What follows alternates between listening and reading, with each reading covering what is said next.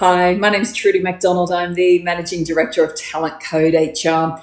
Well, we're coming to the end of 2021, and what a year it has been yet again. As a leader within your organization, it's critical that you can have all of your team members end the year feeling good about themselves and excited to come back next year. Over the Christmas period, it's known that a lot of people will spend the time to reflect and will often resign for jobs. So what we're looking to do is to get people excited about what they're coming back to in 2021 and to use it as a bit of an opportunity to do a reset. In this video, what I'm going to share with you are a few practical ideas around how you can do your end of year wrap up and ultimately set your team up for success as you move into 2022. One of the most important things you can do in this period is to engage in reflective learning. And what I mean by that is actually taking the time to turn everybody's minds towards what's happened over the last 6 months and specifically what it is that they've been doing that's great work that they want to continue with. What's the good work that has been keeping the wheels turning that they also need to be doing more of?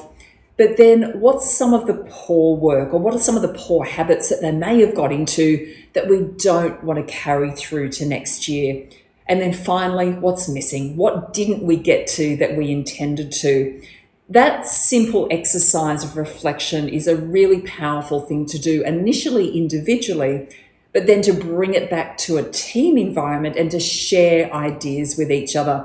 Because ultimately what you're looking for is a set of either outcomes or activities or actions that you're going to change as you go into the next calendar year.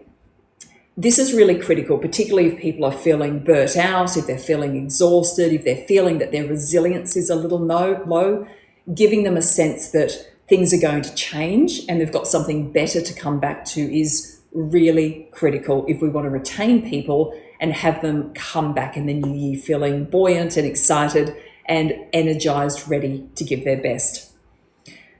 The second thing that you can do when you're doing that reflection is actually take the time to reflect on the behaviors that the team has been engaging with.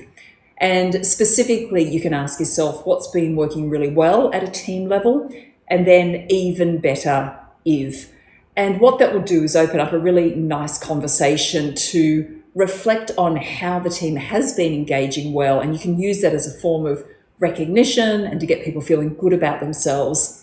However, it also creates a really safe forum or environment to talk about what we can do a little bit differently. Now, in order to have this conversation, ideally, you will have created a set of behaviors ahead of time that set the expectation around how you should be behaving at a team level. If you don't have that in place, don't worry, because you can actually use this opportunity to create and agree on behaviors for the year ahead. This becomes really critical, not only to set them, but also to be reflecting on them and measuring them frequently so that you can refine them and remind everybody of the behaviors that are going to set you up.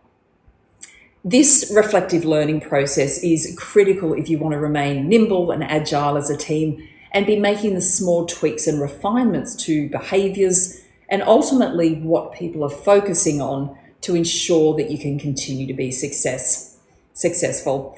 And finally, don't forget to celebrate. Calling out the wins, calling out the learnings is really, really powerful. And it's important that people take the time to stop, reflect, smell the roses, but make sure that everybody's feeling valued for their contribution over the last period. With that, I hope you have a wonderful break with your friends and family over the Christmas period.